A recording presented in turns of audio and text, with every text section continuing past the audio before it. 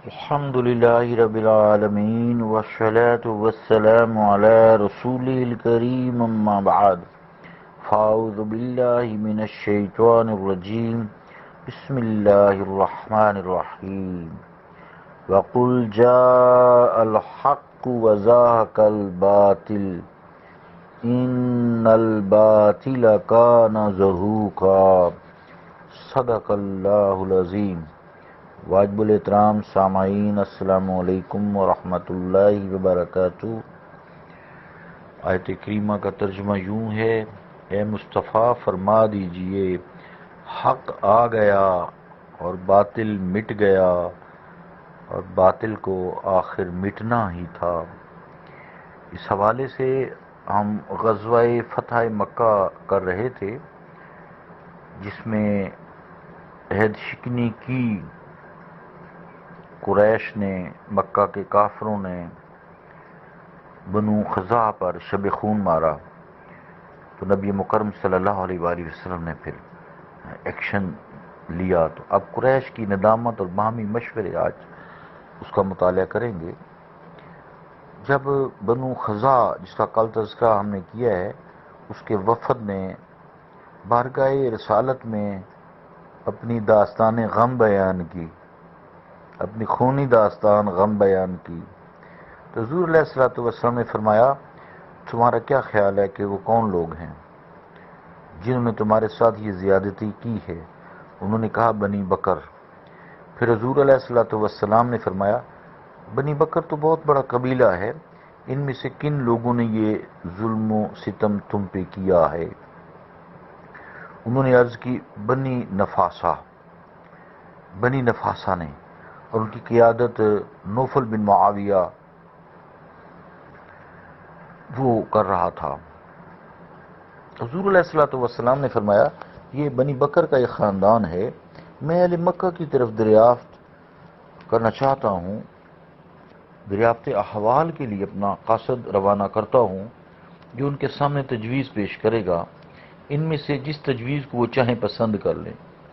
سرور عالم علیہ السلام نے زمرہ نامی اپنے ایک صحابی کو اہل مکہ کی طرف روانہ کیا تاکہ صحیح مجرم کا پتہ لگائیں اور ان کے سامنے یہ تجویز پیش کریں۔ ایک اس کی شک یہ تھی بنو خزاعہ کے مقتولوں کی دیت ادا کریں۔ نمبر 2، بنو نفاسہ سے اپنی دوستی کا معاہدہ ختم کر دیں۔ نمبر 3، صلح حدیبیہ کو اعلانیہ طور پر کل عدم قرار دے دیں۔ یہ عزیزان گرامی قدر ایسی تجاویز تھیں جن میں ان کی عزت نفس کو ٹھیس پہنچائے بغیر امن و سلامتی کی ضمانت دی گئی تھی۔ یہ تجاویز اتنی منصفانہ اور کریمانہ تھیں کہ کوئی غیر جانبدار آدمی بھی ان کو سخت کہنے کی جرت نہیں کر سکتا تھا۔ ان میں کوئی دھونس اور تشدد کا شائبہ تک بھی نہ تھا۔ یہ روایت قارئین کرام کے لیے جو آپ سن رہے ہیں، خاص طور سے آپ کے لیے خصوصی توجہ کی مستحق ہے۔ پھر اس کے مطالعہ سے یہ بات واضح ہو جاتی ہے کہ انتہائی اشتعال انگیز حالات میں کس طرح صلح حدیبیہ کو برقرار رکھنے کی کوشش کی گئی ہے۔ حضور ہرگز نہیں چاہتے تھے کہ فریقین کے درمیان جنگ کے شعلے پھر بھڑکنے لگیں۔ زمرہ مکہ پہنچتا ہے اور حرم شریف کے دروازہ پر اپنی اونٹنی کو بٹھا دیتا ہے، رضی اللہ تعالیٰ عنہ۔ قاصد مصطفیٰ جو ہے، قریش صحن حرم میں اپنی اپنی مجلسیں جمائے بیٹھے براجمان ہیں، انہیں جا کر بتایا کہ میں اللہ کے رسول صلی اللہ علیہ وسلم کا قاصد ہوں، اور تمہارے سامنے یہ 3 میں تجویز پیش کرتا ہوں۔ 3 تجاویز حضور علیہ السلام نے تمہارے لیے پیش کی ہیں، سنو، یہ تجاویز پیش کرتا ہوں تمہارے لیے۔ ان تجاویز کو سننے کے بعد قریش باہم مشورہ کرنے لگے۔ قرظہ بن عبد عمر جو نابینا تھا، اس نے کہا اگر ہم خزاعہ کے مقتولوں کی دیت دیں گے تو ہمارے پاس پھوٹی کوڑی بھی باقی نہیں رہے گی، اس لیے پہلی تجویز ریجیکٹڈ ہے، ہمارے لیے قابل قبول نہیں ہے۔ دوسری تجویز یہ ہے کہ ہم بنو نفاسہ سے اپنی دوستی کا معاہدہ توڑ دیں، یہ بھی ہمارے لیے قابل قبول نہیں، کیونکہ نفاسہ عرب کے تمام قبیلوں سے زیادہ کعبہ شریف کی تعظیم کرتے ہیں۔ ہم ان سے اپنی دوستی کا معاہدہ کالعدم کرنے کے لیے ہرگز تیار نہیں۔ البتہ تیسری تجویز ہمیں منظور ہے، ہم اعلانیہ صلح حدیبیہ کو ختم کرتے ہیں۔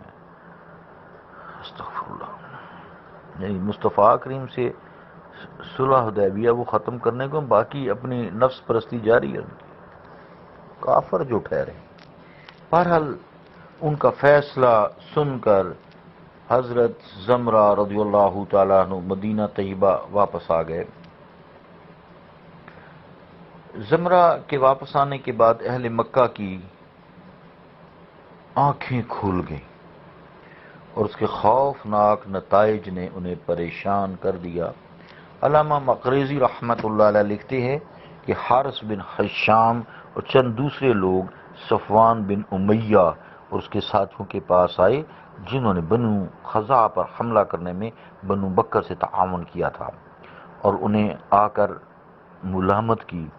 انہوں نے ابو سفیان کو کہا، یہ ایسا معاملہ نہیں جسے معمولی سمجھ کر نظر انداز کر دیا جائے، بلکہ ہمیں ان بگڑتے ہوئے حالات کو سنبھالا دینے کے لیے فوری توجہ دینا چاہیے۔ چنانچہ یہ طے پایا کہ ابو سفیان خود مدینہ طیبہ میں حاضر ہو اور نبی کریم صلی اللہ علیہ وآلہ وسلم سے اس معاہدہ کی تجدید اور اس کی مدت میں اضافہ کی درخواست کرے۔ اسی اثناء میں عمر بن سالم خزائی اپنے 40 ساتھیوں کو لے کر مدینہ طیبہ پہنچا، اور رحمت عالم صلی اللہ تعالی علیہ وآلہ وسلم اس وقت اپنے صحابہ کی معیت میں مسجد میں تشریف فرما تھے۔ عمر بن سالم نے کھڑے ہو کر اشعار پیش کیے اور ان مظالم کی رویداد بیان کی جو اہل مکہ نے ان پر کیے تھے، اور امداد کی درخواست کی۔ حضور صلی عالم صلی اللہ تعالی علیہ وآلہ وسلم غصہ سے کھڑے ہوئے اور اپنی چادر مبارک کو گھسیٹتے ہوئے فرمایا، کیا فرمایا؟ لا نصرت ان لم انصر بنی قاب مما انصر منہ نفسی۔ امتاع الاسماع جلد 1 صفحہ 267۔ ترجمہ کیا ہے؟ اگر میں بنی قاب کی امداد نہ کروں تو اللہ تعالیٰ میری مدد نہ کرے، میں ان کا ہر اس چیز سے دفاع کروں گا جس سے میں اپنی ذات کا دفاع کرتا ہوں۔ نبی کریم صلی اللہ تعالی علیہ وآلہ وسلم نے اس وقت فرمایا، مجھے یوں معلوم ہو رہا ہے کہ ابو سفیان تمہارے پاس آئے گا اور معاہدہ کی تجدید اور مدت میں اضافہ کے لیے درخواست کرے گا۔ الاکتفاء جلد 2 صفحہ 288 اور ابن کثیر السیرۃ النبویہ جلد 3 صفحہ 529 529۔